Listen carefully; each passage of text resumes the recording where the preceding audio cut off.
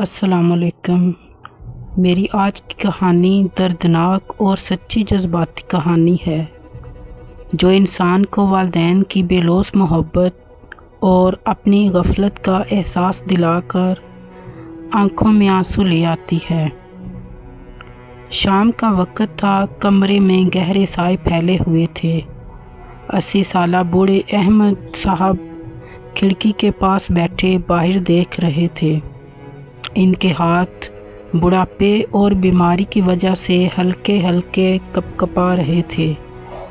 کمرے میں ان کا اکلوتا بیٹا عاصم لیپ ٹاپ پر اپنا کام کر رہا تھا۔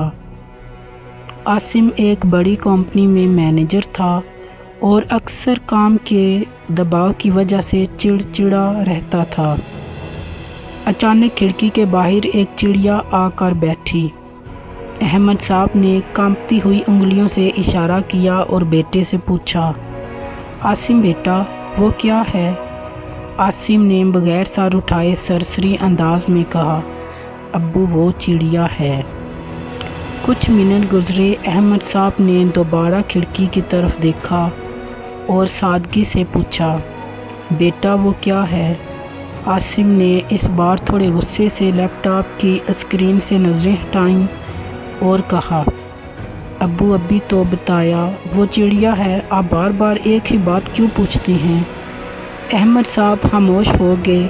ان کی بوڑھی آنکھوں میں ایک لمحے کے لیے نمی آئی، لیکن وہ ہولے سے مسکرا دیے۔ 2 منٹ بعد احمد صاحب نے پھر باہر اشارہ کیا اور انتہائی دھیمی آواز میں کہا، عاصم وہ کیا ہے؟ اس بار عاصم کا صبر جواب دے گیا۔ اس نے لیپ ٹاپ دھڑام سے بند کیا اور چلا کر بولا، حد ہو گئی ابو، آپ کو ایک بار سمجھ نہیں آتی؟ میں یہاں اتنا اہم کام کر رہا ہوں اور آپ مجھے بار بار فضول باتوں سے تنگ کر رہے ہیں۔ آپ کو کیوں سمجھ نہیں آتا کہ وہ ایک معمولی چڑیا ہے؟ احمد صاحب نے اپنے بیٹے کی طرف دیکھا۔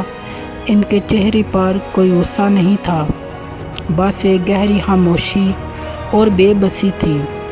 وہ آہستہ سے اٹھے، بغیر کچھ کہے اپنے چھوٹے سے کمرے میں چلے گئے اور اندر سے دروازہ بند کر لیا۔ عاصم نے سکون کا سانس لیا اور دوبارہ اپنے کام میں مگن ہو گیا۔ اگلی صبح جب عاصم اپنے والد کو ناشتے کے لیے بلانے گیا تو احمد صاحب بستر پر بالکل ساکت لیٹے تھے۔ ان کی آنکھیں بند تھیں اور چہرے پر ایک عجیب سا سکون تھا۔ ڈاکٹر نے آ کر تصدیق کی کہ احمد صاحب رات کو سوتے میں ہی اس فانی دنیا سے کوچ کر گئے تھے۔ عاصم پر جیسے سکتہ طاری ہو گیا۔ غم، پچھتاوے اور تنہائی کا ایک ایسا طوفان اس کے اندر اٹھا جس نے اسے اندر سے توڑ کر رکھ دیا۔ تدفین کے بعد جب عاصم ابو کے خالی کمرے میں داخل ہوا تو ہر چیز میں ابو کی خوشبو اور ان کی یادیں بکھری ہوئی تھیں۔ الماری کی صفائی کرتے ہوئے اس کی نظر ایک پرانی دھول سے اٹھی ہوئی ڈائری پر پڑی۔ یہ اس کے والد کی سالوں پرانی ذاتی ڈائری تھی جو وہ اس کے بچپن میں لکھا کرتے تھے۔ عاصم نے لرزتے ہاتھوں سے ڈائری کھولی اور صفحات پلٹنے لگا۔ ایک جگہ 25 سال پرانی تاریخ لکھی تھی جب عاصم صرف 3 سال کا تھا۔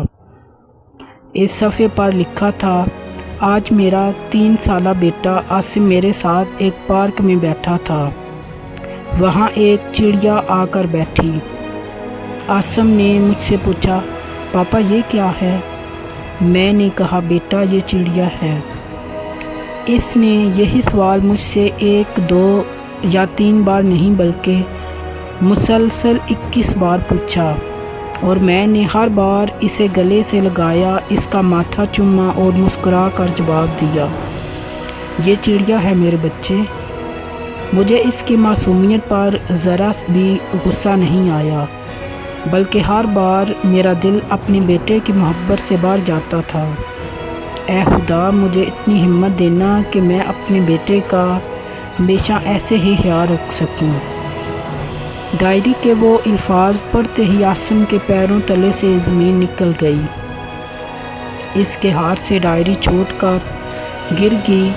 وہ اسی بوڑھے والد کے خالی بستر کے پاس گھنٹوں کے بل گر پڑا اور پھوٹ پھوٹ کر رونے لگا۔